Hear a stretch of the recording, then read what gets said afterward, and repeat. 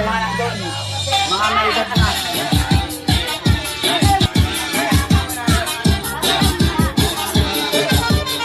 Bakit malungkot ang lola ko? Kaya naman ang ganda. Sandali lang. Ako yung princess ng Baldumar ha. Bakit may princess na? O hindi ako princess nila. Nandun, happy birthday. Dile a ella que me lo ponga Surprise!